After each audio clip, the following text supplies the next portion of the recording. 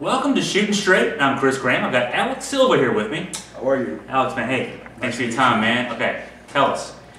You're starting a business. How did you get started in this wrestling business? Well, my dad was a wrestler before, and I used to go to the shows all the time. When I was 10 years old, I was traveling with him to Tennessee, because he was wrestling in Tennessee a lot for the NWA and Burt Prentice. And then when I became 13 years old, I met my first ever wrestler that was on TV. I went to a house show, something like that, and I really got hooked. And I started working out after that. Started training at 13. I had my first match at 14 years old.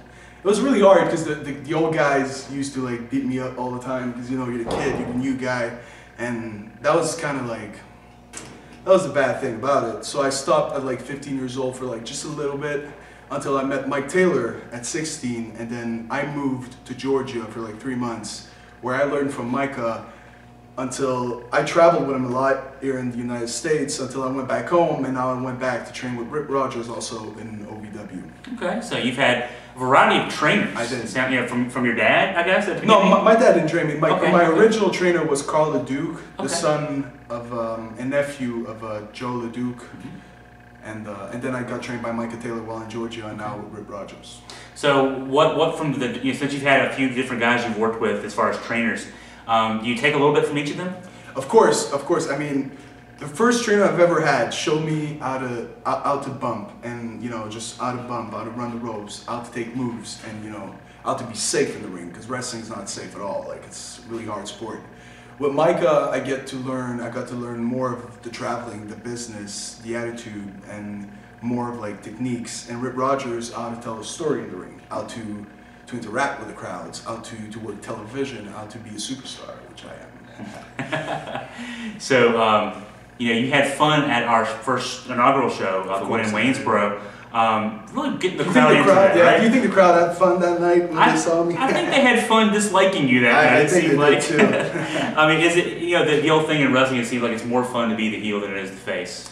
I don't know. I mean, there's good guys, there's bad guys, but I'm just myself all the time. So if you hate me, I mean, good for you. I guess I don't know what to say about that.